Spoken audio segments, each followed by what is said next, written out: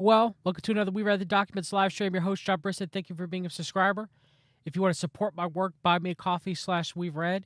If you want to subscribe to my work, search We Read the Documents on Patreon, Odyssey, and Substack. Substack gives you the most access to my content. You get my written work and my Spotify link as well if you want to listen to my videos in podcast form. Also, if you need any digestive health coaching or health coaching in general, visit fixyourgut.com. Use the coupon code John for half off my coaching services. God bless everyone. Hope you're doing well. So let us begin. This is a stream on Palantir Apollo. Apollo, the invisible infrastructure. Apollo is the behind-the-scenes workhorse that powers both Gotham and Foundry. So we have Palantir Gotham, which is used by police agencies and military agencies around the world to identify quote-unquote threats, right, using artificial intelligence. And Foundry, which is, used as the backbone for businesses and supply chain. Warp speeds run through Foundry, and you have Operation Tiberius crew through Operation Warp Speed, right? By handling the nitty-gritty of software deployment across complex environments. If Gotham and Foundry are the shiny sports cars, Apollo is the well-oiled engine under the hood. It allows updates to be pushed to software that's running even in the most restricted or remote locations, such as government satellites or secure military bases. Who's using it? Apollo is used mainly by organizations that have a mission-critical software that can't afford to go down. Think defense contractors or companies with global infrastructures. For instance, Apollo ensures that when there's a software update for drones being used in a military operation, that update rolls out smoothly across all devices, even in hostile environments. So push updates, to those platforms, kind of like a all-encompassing artificial intelligence-driven cloud-based network. So let's continue. Apollo is a central platform for deploying and managing software across many different types of environments of varying degrees of scale and complexity.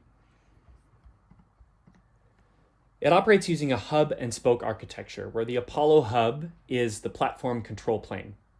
And you'll deploy an agent into each Kubernetes cluster or environment that you want to manage with Apollo.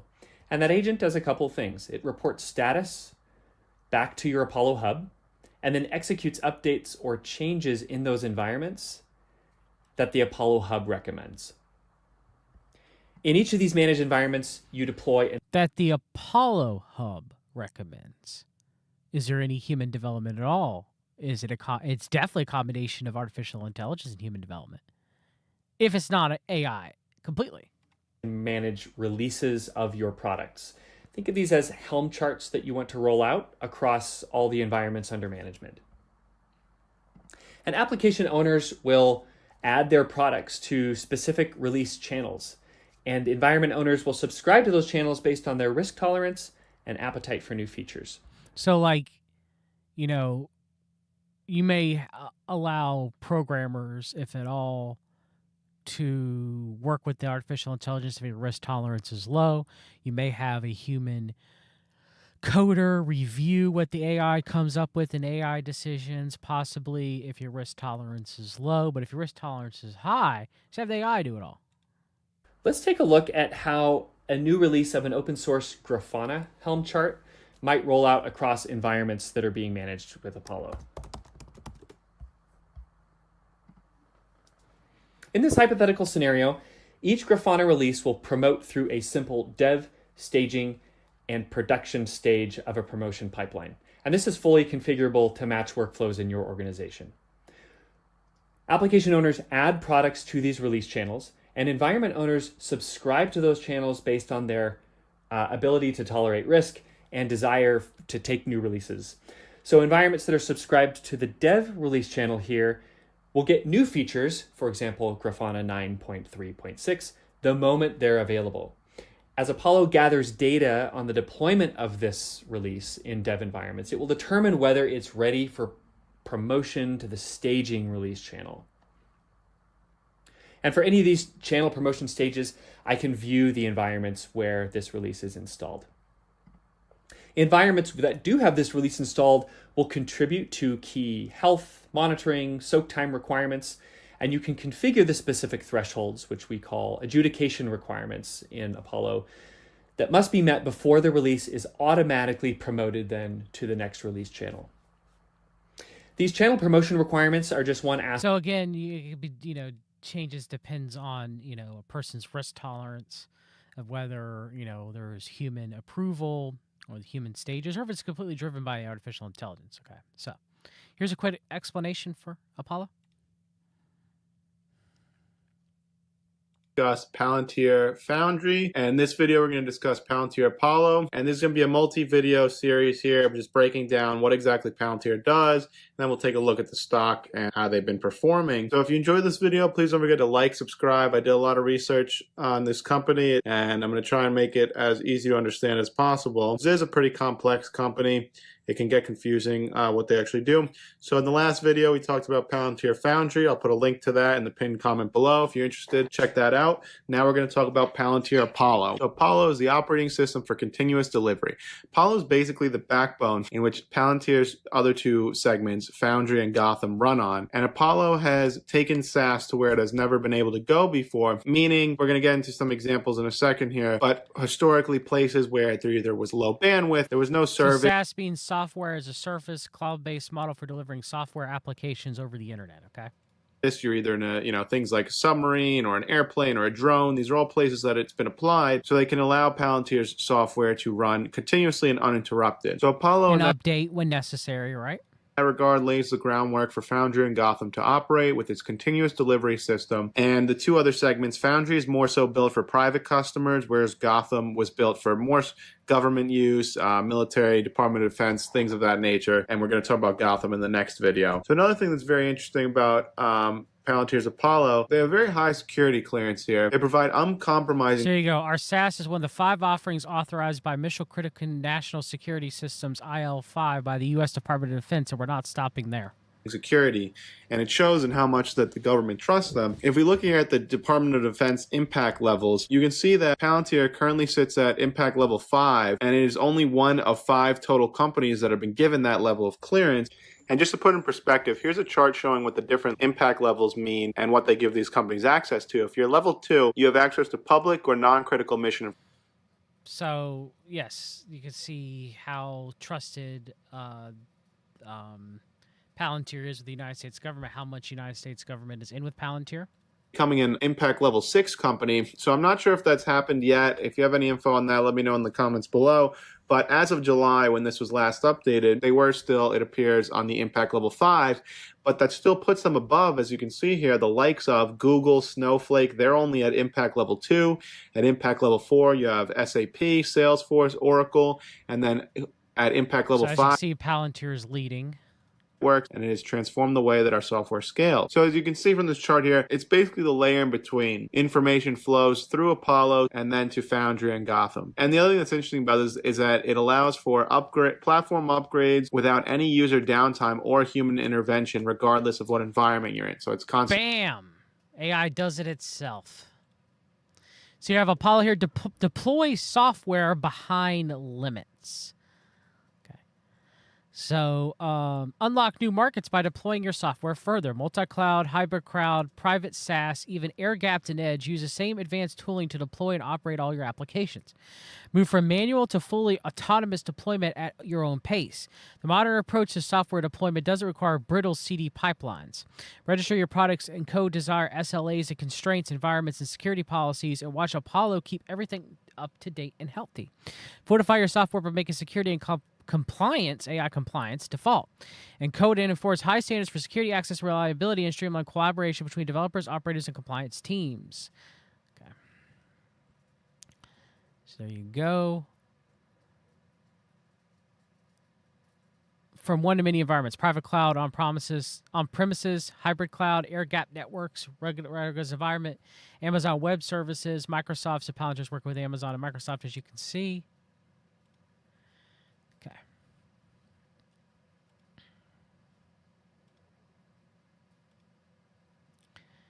How Palantir Apollo saves developer time on Kubernetes. So yeah, Palantir directly published this Medium blog with a picture that says Apollo Witchcraft Services Part 1, and you have kind of like a funnel of what appears to be some sort of wormhole, right? Over the last decade, infrastructure platforms have grown to meet the increasing demand for using containers as fundamental units of deploying software. The most popular of these platform, Kubernetes, K8s, supplies a vast array of primitives for managing containerized workloads. It is also overwhelmingly complex. Giving even a single application running requires knowledge and coordination of several K8s resources. Forcing developers to reckon with such concepts can eat away at their productivity and can weaken an organization's ability to standardize infrastructure usage. At Palantir, we recognized it was critical to enable developers to deploy on K8s without grappling with all its complexities. Yeah, the developing of software, manually putting in updates, a person manually putting in updates in each computer or a network of computers, or if you're talking about drones, individually upgrading each drone, right? But now you have AI doing it, and people are necessary even to review it, or let alone do it. Okay, through Apollo, all right? We tackle the challenge by defining the Apollo product specification, guaranteeing the following: that the spec would ensure an application's deployability. Two core Apollo components submit this specification's value. The Apollo SDK helps developers that leverage the declarative API of the Apollo product spec, while the Apollo Service Management Plane converts applications to function in sets of Kubernetes native resources. The approach that has resulted in a simpler, repeatable deployment experience for our developers. Just as important as enabled our deployment platform to evolve over time, handling K8's API depreciations, removals, as well as expediting new feature adoption. This post, we further detail the problems organizations face when deploying Kubernetes, the roles of Apollo SDK and Service Management Plane, examples of value. This is unlocked for Palantir. Okay, so I'm not going to read majority of the rest of it. I do want to talk about something real quick here, but I'm not going to. Most people are not going to understand this network language. Okay. This is interesting. Witchcraft services and Apollo Service Management Plane. Applications compliant with the Apollo product spec directly map to Witchcraft services, the Apollo Service Management Plane's primary Kubernetes custom resource. The Service Management Plane is responsible for taking a Witchcraft service and producing a set of K8's resources which make up a working application, complete with all the Witchcraft services declared traits. Deciding which resource kinds to use when servicing a Witchcraft service, stated requirements, and coordinating all the resources are handling programmatically by a set of control loops within the management plane. The logic how to bestow required attributes upon applications such as persistent storage or ingress and spans several K8's resources. So you can see that, Witchcraft services, okay, through the service management plane of Apollo is what differentiates where specific resources for the K8s, where specific updates have to occur, right? So it's very interesting that they're calling it Witchcraft services. Mm-hmm. It's magic. Okay. So, Palantir to unveil new products in Apollo. Palantir Technologies Incorporated today announced that it would unveil a new suite of products available within the Palantir Apollo platform. The company will present these products at Apollo Demo Day on Wednesday, April 27, 2022 at 11 a.m. Eastern Time. These new products will enable companies to autonomously deploy and manage complex software in production across many heterogeneous environments with a homogeneous approach. Among a host of new offerings, developers and DevOps organizations that adopt Apollo can ship new features faster, encode security and quality requirements, and write code that works across virtually all environments, from public cloud, private cloud, hybrid cloud, on-premises, data centers, and edge devices, including Humvees, drones, satellites, and more. Now, from a practical standpoint, yeah, it is so much more efficient to, let's say you have a fleet of drones, right? And you want to apply an update, to their firmware. Why wouldn't you not want to have one program that does it all automatically, right? Or does them all at one time. That is efficient. My problem with all this is, one, who's running it, Palantir. Two, the AI can do it itself, which would be like the ultimate efficiency, right? But without checks and balances, that's an issue. Okay. Palantir AI policy contributions. Okay, so now we're going to start moving into Palantir using Apollo, Foundry, and Gotham, and how Palantir will be the head of AI governance, right? False transparency being pushed in the United States right now by the technocrats and Thiel and Musk and people like Trump and people like RFK Jr. and Nicole Shanahan, kind of pushing this age of transparency. Everything needs to be put on blockchain as far as the finances analyzed by AI, so it's public. And AI governance, right? That's, I've talked a lot about these coming things on this channel. So as, Days of Noah, for example. So here is Palantir saying we are working through AI policy. We are working towards AI policy. We're working towards artificial intelligence governance that is agreed upon by the nations of the world, right? Palantir has accumulated a considerable range of experiences over the years that has informed and enriched our approach to developing, building, and deploying artificial intelligence-enabling technologies. Given that so much of the public policy landscape is dominated by industry perspectives, advocating for limited regulation, policymakers, advocates, and other observers are often surprised to learn that Palantir's stated public policy positions and contributions to open forums tend to advocate in support of regulatory bodies and legislative efforts to enshrine better controls and technology through new law and policy. Okay. As a matter of principle, when advising on AI matters, we prefer to steer clear of hyperbole and hype, focusing instead on promoting a more grounded message, calling for realistic frameworks for technology adoption. These positions reflect our deep product and operating drive to engage with the real challenges that public and private sector institutions face, rather than offering solutions to problems that may not exist, or where they do exist, advancing approaches that may only exacerbate the originating concern. So again, we don't deal with caution. We don't deal with the what if. We don't deal with the problems with the AI, or what might happen in the future. We're just focused on how we can use it now. Okay, that's what they're saying. All right. Our public policy contributions related to artificial intelligence track several overlapping thematic groupings and positions were taken to help better inform important discussions that will guide technology development and regulation. Theme 1.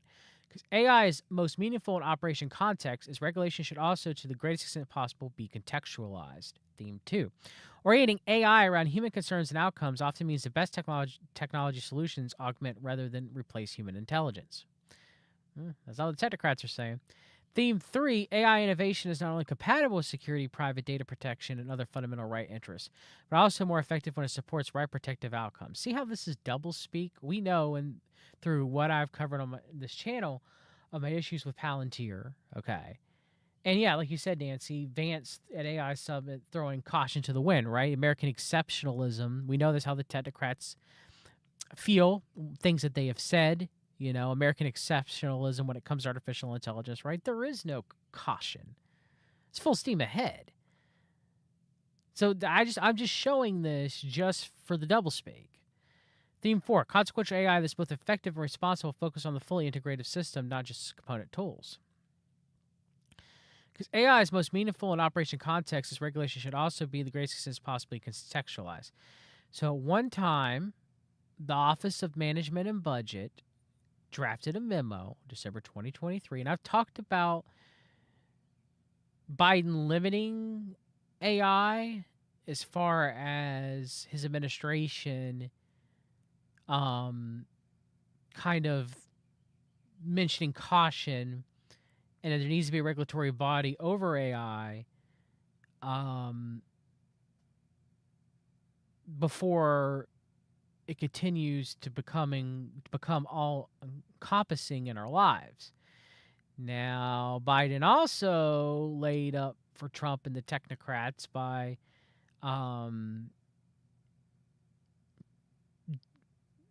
signing an executive order before he left office to give them more access to energy, because AI needs a massive amount of energy to function. And then, Trump, reversed Biden's executive order when he came into office for the technocrats, throwing all caution to the wind out when it comes to artificial intelligence. So it's interesting, the Office of Management and Budget draft a memo on AI governance, innovation, and risk management. But who controls the Office of Management and Budget now? Well, that would be Russ Voigt, right? And Russ Voigt is one of the lead authors of Project 2025, Council for National Policy Heritage Foundation member. And, they're very much working directly with Doge and Elon Musk. So, yeah. That's not working. So, you can read through the rest of these, kind of like their rebuttals, kind of like in their answers to, right here, response to UK House of Lords Artificial Intelligence and Weapons Select Committee inquiry. So you kind of see Palantir wiggling that, oh, don't worry, there's not going to be AI government, so don't worry. We're not accelerationists. We're not Promethean when it comes to artificial intelligence. Don't worry about all that. Now we got it under control. AI systems governance through the Palantir platform. Palantir, December 2024. The rapid adoption of AI, including generative AI, has driven policymakers worldwide to develop regulations governing the development and deployment of AI systems, particularly those impacting fundamental rights and safety. In the first post of the series, we provide an overview of such regulation, the European Union AI Act, which we know that Vance was throwing shade at the European Union at the AI Summit. As regulations mature, organizations will be responsible for implementing a wide variety of compliance requirements throughout the AI lifecycle. Palantir AIP empowers organizations to meet many key compliance requirements efficiently and effectively in two primary ways. Core capabilities. AIP robust features that empowers users to maintain compliance with key AI governance requirements as they implement analytical or operational workflows through the AI lifecycle. Custom applications. AIP is designed to empower a diverse community of builders with a suite of powerful tools for use case development. These include application building tools, workflow building tools, integrative analytics tools, and developer tools, all which leverage to build custom applications for AI compliance. So as you can see, they're talking about, well, if a government passes a law, we can easily use Palantir Apollo to send a patch to whatever's needed to update the firmware. And in doing so, said end user will reap whatever benefit, right? So, let's say that there's a government. Let's say the United States rules that even military drones can only be flown so high.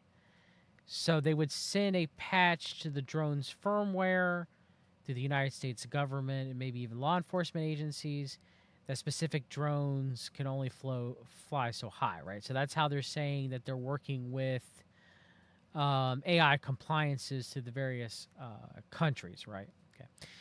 This blog post, we highlight AIP's core capabilities that enable institutionalized compliance for organizations delivering AI, focused on three key themes emphasized by emerging AI regulations such as the European AI Act, data governance, risk management, record keeping. We're just custom applications in a future post. Okay. We know from experience that AI systems hold significant promise for helping to address mission-critical challenges from inventory entity resolution to infection risk alerting.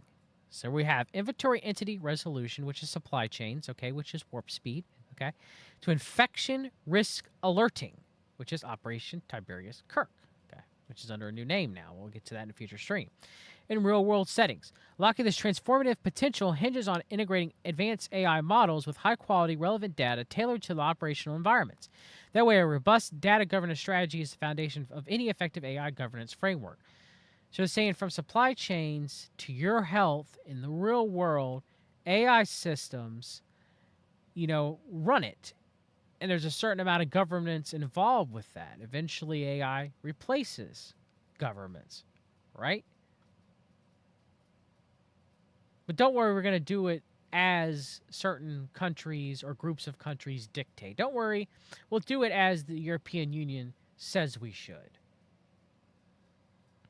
In the European Union. Okay. By enabling organizations to implement comprehensive data governance through the AI lifecycle, organizations can ensure that every stage from data collection to model training, so data collection, your health data, right? Your psychographical data, right? If you're using the Hallow app, your prayers, right? And what you confess to the Hallow app, right? One day I'm going to do a stream continuing the discussion of Hallow, discussion of Palantir, and what they're branding as Palantir Faith, right? That also there are Palantir Protestant prayer apps that were logging it for Palantir. So data collection on you, who you are, where you live, what you believe, your fears and wants. Remember, all that was used in Cambridge Analytica to influence Trump's election in 2016. And I would assume Cambridge Analytica 2.0 and 3.0 in 2020 and 2024, specifically 2024. We know Peter Thiel was working directly with Donald Trump during the 2024 election, right? And to model training, so the AI training on your data, and eventually model deployment, maintain the highest standards of quality and relevance. This enables AI systems to drive impactful outcomes while mitigating risks to fundamental rights and safety. So, there you go. That was, one of the big things that I wanted to read here in all this. Is they're saying, don't worry, it'll be okay. Don't worry, we got risk management. Don't worry, we got transparency. Don't worry, when the AI government comes in, when the AI is making decisions on the fly on who's a threat, on who to kill, blah, blah, blah, blah, blah. Don't worry, it's all compliant. It's all compliant. It's what the individual governments want. And it's all to benefit you, right? That's what they're saying. That's what I'm highlighting here. They say, don't worry. Don't worry, we apply by, we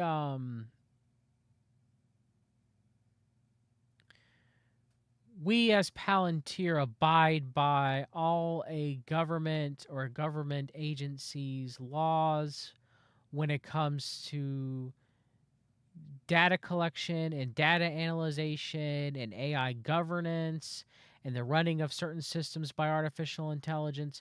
Don't worry, guys. We're fine. Okay. So, now we're going to talk about Palantir Gotham. Okay. This stream's going to be a little bit more on Gotham and it's being used, how it's being used through Apollo.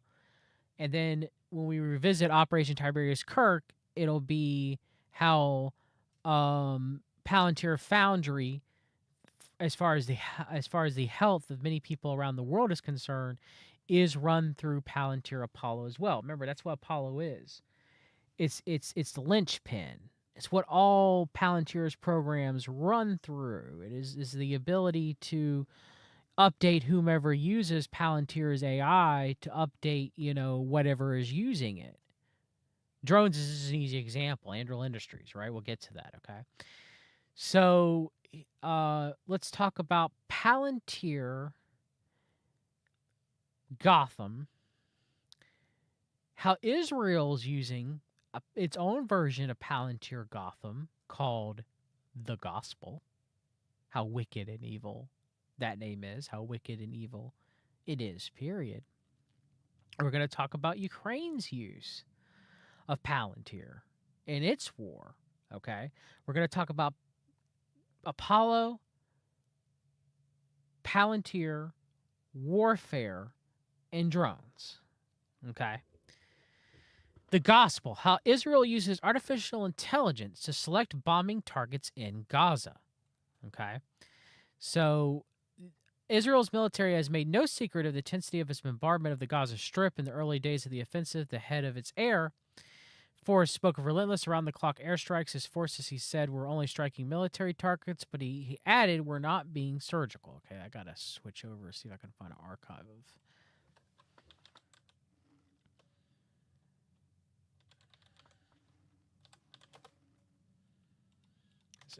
It was not giving me the paywall a minute ago, but now it's okay. There we go. This, however, has been relatively little attention paid to the methods used by the Israel Defense Force to select targets in Gaza and to the role artificial intelligence has played in their bombing campaign.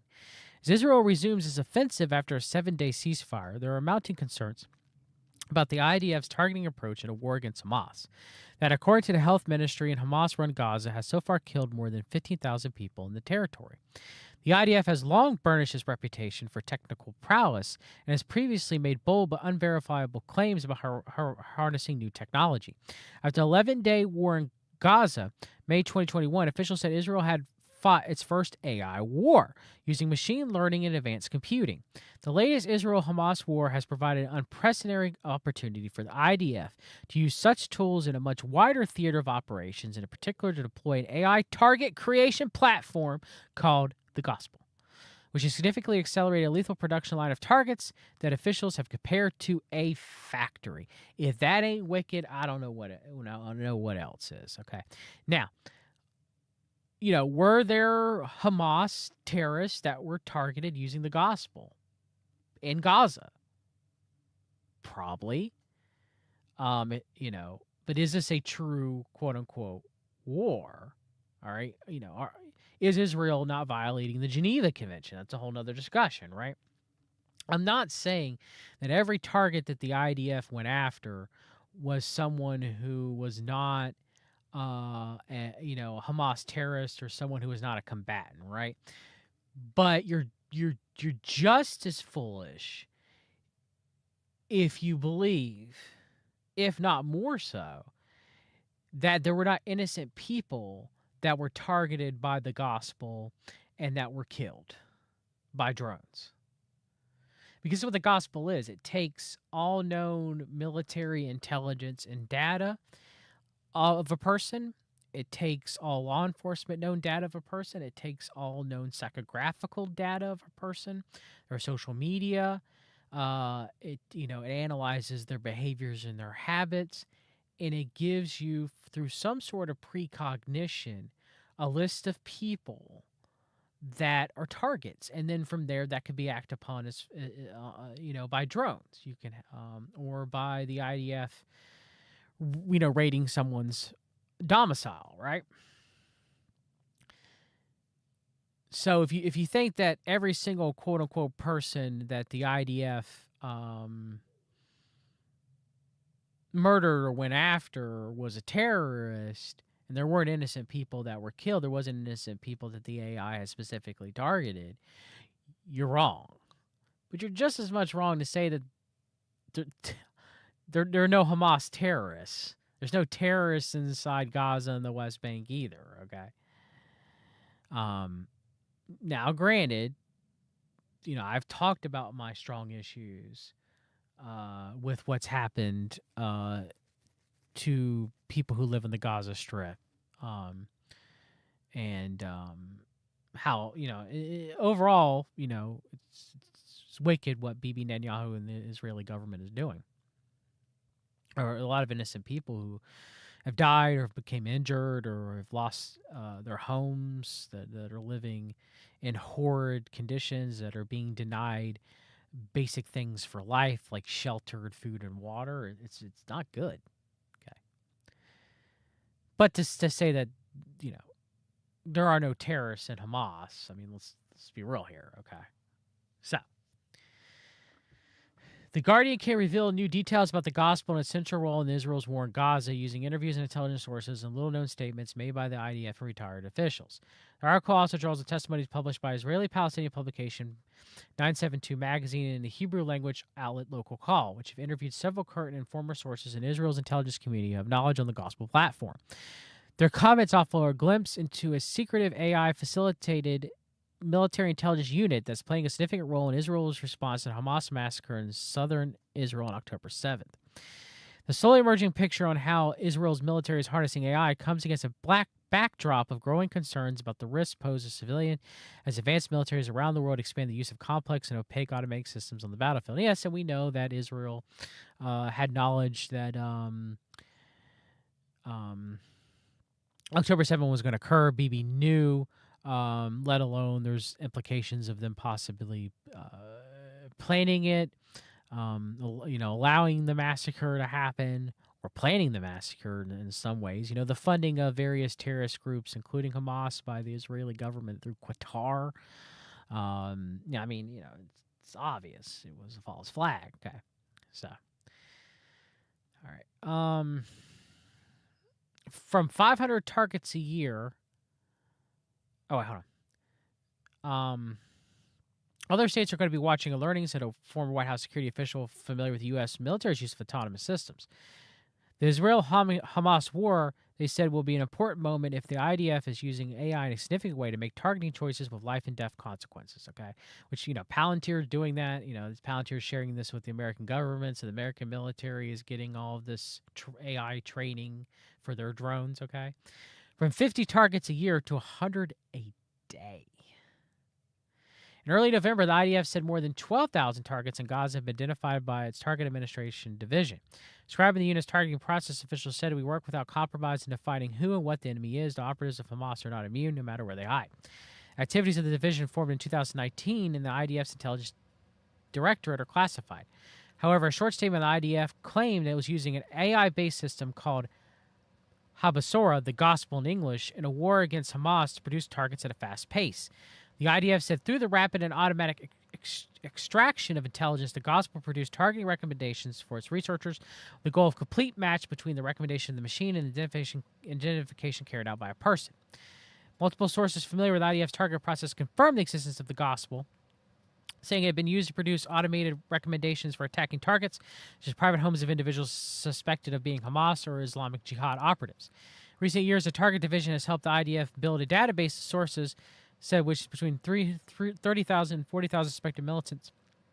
Systems such as the gospel, they said, have played a critical role in building lists of individuals authorized to be assassinated. So we also know that the IDF was using Lavender to target journalists, right, which are not enemy combatants, using Palantir AI, Gotham, to do that as well too. Okay. The new old warfare. The self-serving myths of a new wave of defense tech from Palantir's Gotham to Israel's gospel. Okay. So you can see that America is using the same as the gospel is being used. So right here, here's another example. Indeed, borders have always been sites of exclusion, detention, and death. What's relatively new is a massive industry promising to make border enforcement more effective and more precise, which proliferated at the turn of the millennium of the United States' global war on terror, dovetailed with the second dot-com boom. The United States-Mexico border and the edges of the southern Europe served as proofs of concept for the burgeoning surveillance and security business. Corporate heads and startup companies alike pledged to augment the growing number of military and police personnel patrolling border walls and checkpoints constructed to wall nation states at the dawn of the 21st century. So we know that Palmer Luckey, through Anduril Industries, built the virtual border wall. That's the United States of America, which is using Palantir Gotham through Palantir Apollo to analyze anybody who crosses the border or anybody that would leave America through the border. Okay. Innovations in surveilling, shooting, and killing allowed consolidating Homeland Security regimes to spend endless wars abroad and failed border regimes at home as technocratic and therefore humane campaigns. A modern solution for efficient and responsible target management is how Palantir advertises AI-assisted target platform Gotham to militaries and police forces around the worldwide. Along with a host of private firms, Palantir powered the surveillance databases and visa triaging algorithms that promise to precisely identify who should be carted off to immigration detention centers or turned around by border guards. As the migration flow continued, undeterred by draconian new policies, startups like Ghost Robotics and Smart Shooter advertise AI-assistant robodogs and machine guns as key to deterrence. And we know that Ghost Robotics I believe was a company that we had AI dogs patrolling Mar-a-Lago, right? That was using Palantir Gotham artificial intelligence. Let's continue.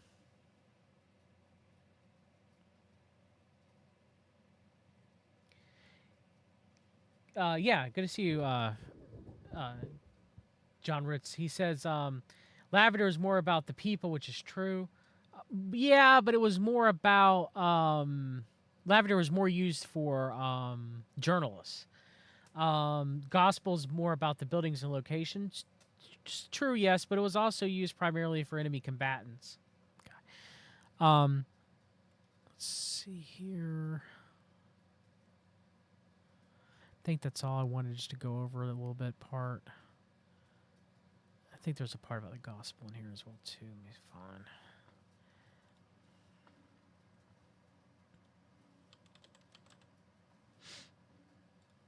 Yep. But these are just let's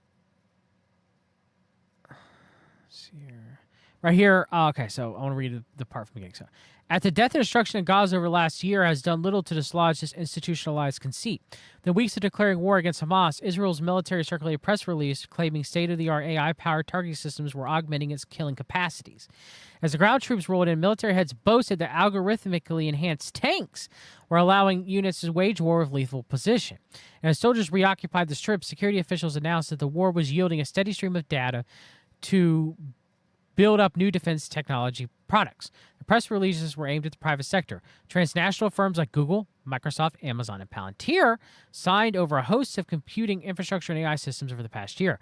Defense tech startups have rushed to the battlefield to begin product testing. It's very important that IDF continues to open itself up to foreign companies, said Brigadier General Mika Mastai, former head of the IDF's Information and Communication Division, said at a technology conference in July. We could be more successful this way. But these are just slogans. As investigative reporting from Yuval Abraham with 972 magazines made clear, most of the algorithmic weaponry determined where bombs fall, most notably AI-assisted target systems called Lavender. Where's Daddy? Ooh, yeah, Where's Daddy is another one where they're naming it as far as, you know... Imagine calling a targeting software "Where's Daddy." I mean, the gospel's worse, right? Because the gospel what saves, but their gospel what kills, right?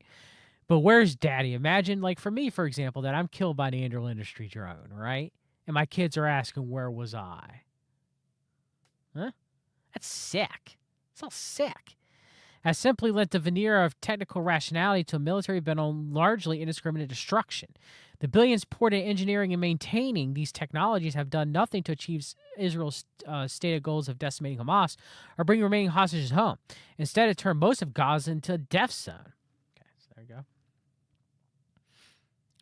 How Israel uses AI in Gaza and what it might mean for the future of warfare. AI warfare may conjure images of killer robots and autonomous drones, but different realities are unfolding in the Gaza Strip. If artificial intelligence has been suggesting targets in Israel's retaliatory campaign to root out Hamas following the group's October 7, 2023 attack. A program known as The Gospel generates suggestions for buildings and structures militants may be operating. Lavender's program identifies suspect members of Hamas and other armed groups for assassination from commanders all the way down to foot soldiers. Whereas Daddy reportedly follows their movements by tracking their phones in order to target them, often to their homes, where their presence is regarded as a confirmation of their identity.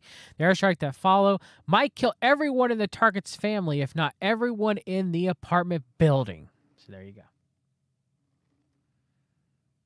All the innocents in the apartment building, who cares, right? The Palestinian Christians, the Palestinian Muslims. Me as a born-again Christian, the IDF killing Christians, right? But, you know, the ardent Zionists tell us not to care because they're God's chosen people. It's ridiculous. This is sick. Sick.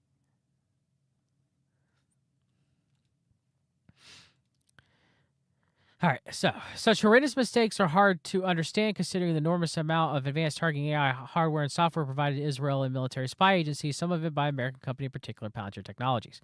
We stand with Israel, the Denver-based company said in a post on X and LinkedIn. The board of directors of Palantir will be gathering in Tel Aviv next week for its first meeting of the new year. Our work in the region has never been more vital and will continue.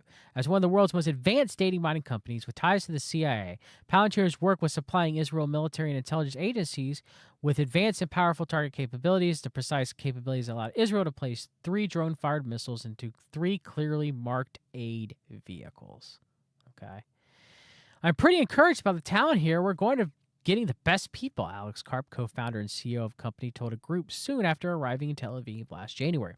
What I see is Israel is a hybrid of talent that's qualitative and argumentative.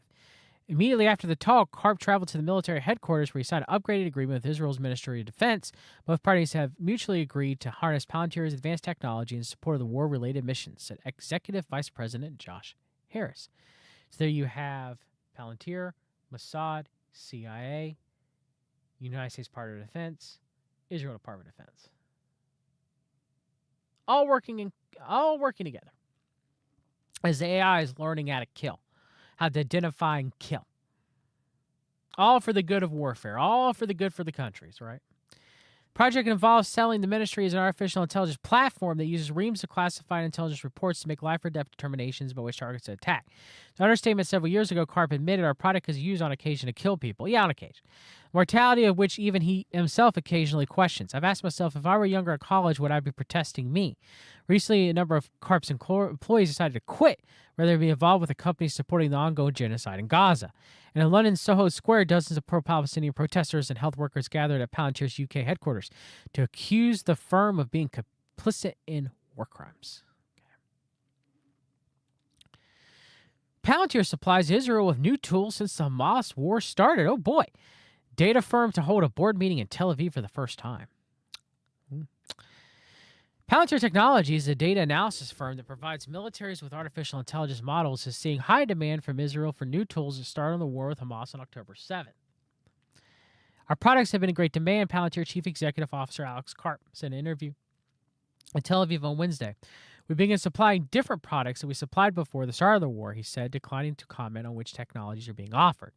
A Denver-based firm co-founded by Karp and billionaire Peter Thiel is holding a board meeting in Tel Aviv for the first time in a gesture of solidarity with Israel as it enters the 4th month of war. The pair met with Israel President Isaac Herzog and families of hostages being held in Gaza during the visit. AI for military purposes is among the emerging technology's most controversial uses, with autonomous computer systems seen as having the potential to escalate conflicts, start wars, or ignore civilian casualties. Well, yeah, duh. Israel has previously acknowledged using AI-based systems in battle to help human operators identify targets and propose airstrikes. If the West didn't have real adversaries, Karp said, he'd be one of the people trying to contain AI's use in the military. The reality of our life now is Israel knows that adversaries are real dangerous and they go so far outside the norms of behavior. Yeah, using the old kind of like the old adage of the axis of terror, right? The Kim families and the Kim family various members in North Korea they're just crazy. North Korea's just crazy. They're outside the norms of behavior. They're just crazy, and yeah. So it reminds me of that. Last year, Palantir unveiled its AIP. It's literally just excuses. It's excuses. Or artificial intelligence platform, which can serve as an aid in battlefield intelligence and decision making, including analyzing enemy targets and proposing battle plans. In an analyst call in November, the company said Israel is using its Palantir government web services. The war began with Hamas militants attacked southern Israel, killing 1,200 people. Israel retaliated with a bombardment, blah, blah, blah. Karp, who's been outsourced in support of Israel, defended the military campaign, said he was still some pushback within the company over his backing of Israel in the war. We're not a monoculture. There are people who disagree with our decisions everywhere, especially our decisions to support Israel. They vocally disagree with it, and voices are heard, and we're moving forward with our support of Israel. So as I've covered on this channel,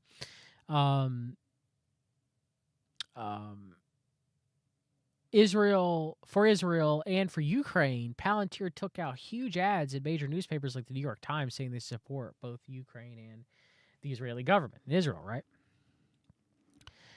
Thiel's Palantir dumped by Norwegian investor over work for Israel. Okay. One of the Nordic region's largest investors has sold its holdings in Palantir because it concerns U.S. data firms work for Israel might put the asset manager at risk of violating international humanitarian law and human rights. Storebrand Asset Management has closed this week that has included Palantir Technologies or investments due to the sale of products and services to Israel for the use in occupied Palestinian territories. The investor, which manages about 1 trillion crowns in assets, 91.53 billion, held around 262 million crowns, 24 million in Palantir, a spokesman told Reuters. A representative for Palantir based in Denver did not immediately respond to a request for comment. Okay, so again, Palantir, Israel, they're using, I mean, that's what the gospel's based off of. The gospel's based off of, and all of them, Lavender, Where's Daddy is all using Palantir Gotham, which is run through Palantir Apollo. Okay. How tech giants turn Ukraine into an AI war lab. Early on the morning of June 1st, 2022, Alex Karp, the CEO of data analytics firm Palantir Technologies, crossed the border between Poland and Ukraine on foot with 5 colleagues in tow. A pair of beaten-up Toyota Land Cruisers awaited on the other side. Chauffeured by armed guards, they sped down empty highways toward Kiev, past bombed-out buildings, bridges damaged by artillery, and the remnants of burned trucks. They arrived in the capital before the wartime curfew. The next day, Karp was escorted into a fortified bunker of the presidential palace, becoming the first leader of a major Western company to meet with Ukrainian President Volodymyr Zelensky since Russia's invasion 3 months earlier. Over a round of espressos, Karp told Zelensky that he's ready to open an office in Kiev and deploy Palantir's data and artificial intelligence software to support Ukraine's defense. Karp believed they would team up in ways that David to beat a modern-day Goliath. Well, that ended up happening. And we know that Starlink was also deployed in Ukraine as well, too. Okay, so there you go. The use of Palantir Gotham, Palantir Apollo in the Ukrainian-Russian war. Drones on the front line, right? There you go. Palantir Andrew will sign partnership for AI training and defense, December 6, 2024. Data analytics firm Palantir Technologies, a defense tech company. Andrew Industries have partnered to use defense data for artificial intelligence training, the company said on Friday. The partnership will leverage Palantir AI platform to structure, label, and prepare defense data for training to deploy those models onto national security systems, while Andrew systems will aid in the retention and distribution of government defense data. Companies across sectors have increasingly shifted towards AI to automate their workflows. However, its application in defense is still nascent, as data needed to train models in the sector is sometimes sensitive. U.S. companies are developing world-leading models but struggling to deploy them at scale with government partners for defense applications, the company said. The partnership comes days after Andrew Industries announced a partnership with ChatGPT maker OpenAI, aimed at developing and deploying advanced AI solutions for national security missions. So OpenAI is involved as well, too. Andrew Industries is working with both OpenAI and Palantir. They're all working together for the advancement of the technocracy. These little fake fights between Sam Altman and Elon Musk, give me a break, okay? Founded in 2007, Andrew offers autonomous solutions across a wide range of defense operations and also experience automating robotic systems in technical areas.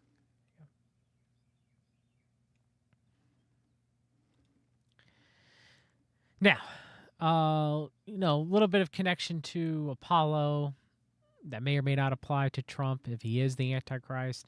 Still interesting nonetheless. Daniel 11:38-39, but in his estate, the Antichrist should honor the God of forces, a God whom his fathers knew not.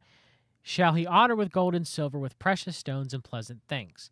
Thus shall he do in the most strongholds with the strange God, whom he shall acknowledge and increase with glory, and he shall cause them to rule over many, and shall divide the land for gain. So the peace treaty with Israel and dividing it up, right? Okay, so this is from Jonathan Dane's excellent book, The Rise of the Little Horn, about Trump and Apollo.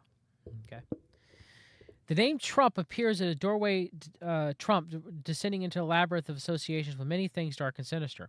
We see the name Trump means triumph, and that tarot cards were initially called the Triumph Trump cards. We turn our attention to another triumph, the triumph of Apollo, led by Aurora, representing the Antichrist in his triumphant glory. If it does not put a chill down your spine, nothing will. In Roman mythology, Aurora is the goddess of the dawn who flies across the sky announcing the sun's arrival as she leads Apollo, the god of the sun or lightened one, in his grand procession. The Bible associates another with the dawn, Lucifer, whose name means lighted one. How you've fallen from heaven, O star of the morning, son of the dawn. You've cut down to earth. You have weakened the nations. Isaiah 14:12. The phrase star of the morning is translated Lucifer in the King James Version. He's known as the morning star. Well, the false morning star. Jesus is known as the true morning star, otherwise known as Satan. In Greek mythology, the morning star is called Phosphorus. Okay.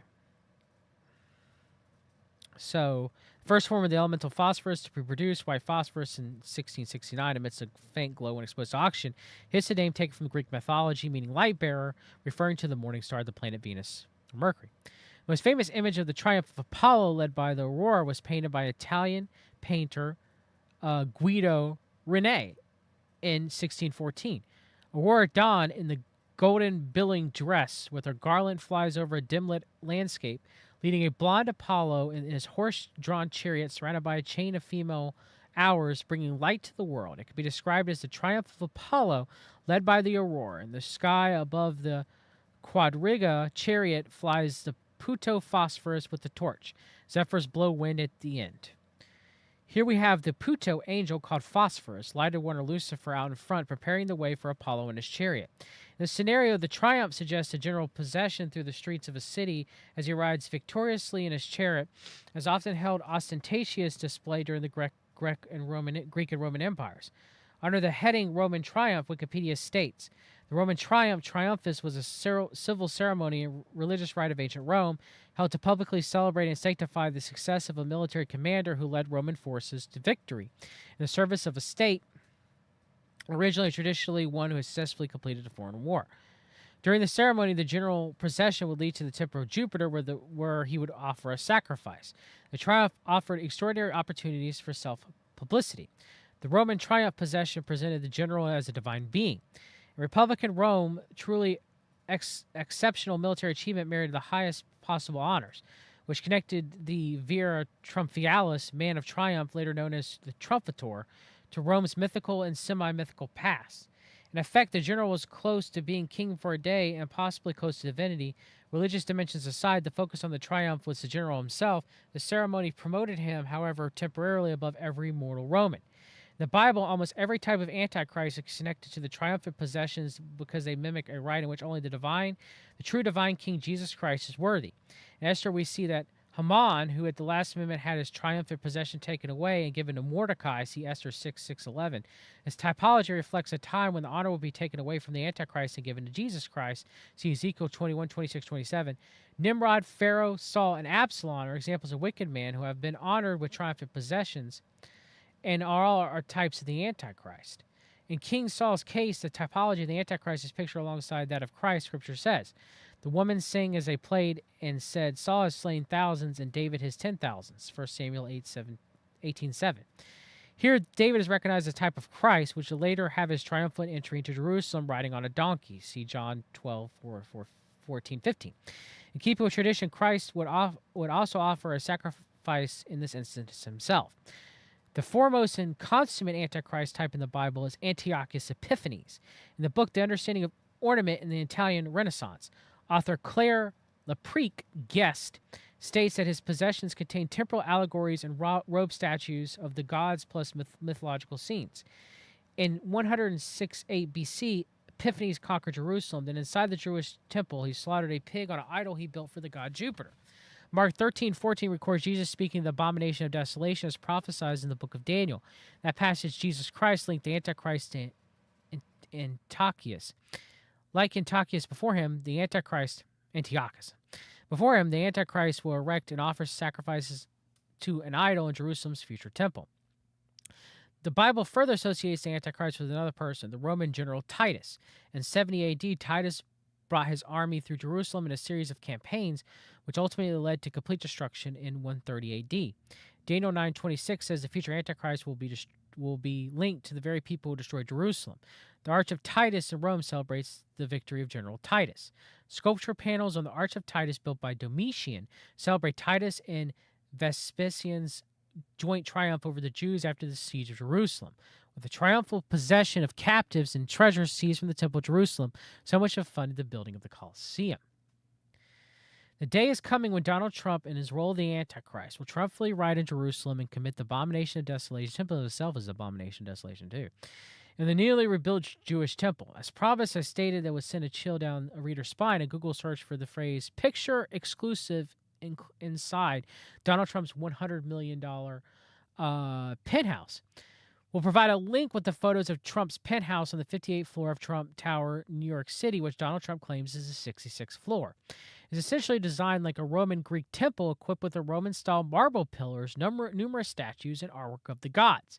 Central on his mantelpiece is nothing other than a painting by Guido Reni, the Triumph of Apollo led by Aurora. Beneath the website image reads, Apollo led by Aurora, the Greek goddess of dawn, suggesting Trump sees himself the mold of Apollo, Zeus's son. As the Roman triumph represents a general's triumph over other nations, this image presents Apollo as the son of Satan and his triumphant possession of the entire earth. Consider the god of prophecy is pictured with blonde hair, above him an angel carrying a torch whose lighted name is Phosphorus, meaning the lighted one, Lucifer. You say, oh, okay, so Trump's got a picture of this image. Check out his fully painting ceilings. Notice Apollo in a sky chariot as if he's waiting to take his triumphant ride. Roman triumphs included soldiers carrying statues of the gods alongside the general's chariot. Donald Trump has them all over his house. He has pictures of statues of Apollo adorned in gold, too. The name Apollo means the destroyer. The Antichrist is called the destroyer in Isaiah 33:1. Revelation 9:11 says they have a king over them, the angel of the abyss. His name in Hebrew is Abaddon, and in the Greek his name is Apollyon. As with the name Apollo, the name Apollyon literally means the destroyer. The Hebrew form of the word Abaddon means the place of destruction. One of the titles for the Antichrist is the son of destruction. See 2 Thessalonians 2:3. The World Trade Center attacks in Donald Trump's hotel happened on 9/11. Apollyon is named only in Revelation 9:11. The Hebrew form Abaddon is pronounced Abaddon, and it's very weak associations unless he is the Antichrist, right? To repeat, the war between the Antichrist and Jesus Christ is the battle of names. Okay, so, I just wanted to talk about, Trump's worship and adoration of Apollo, on Trump Tower in his penthouse suite on the 66th floor, right? So, Palantir Apollo, the whole entire system that runs the artificial intelligence for Palantir. AI total governance. Take care, everyone. God bless.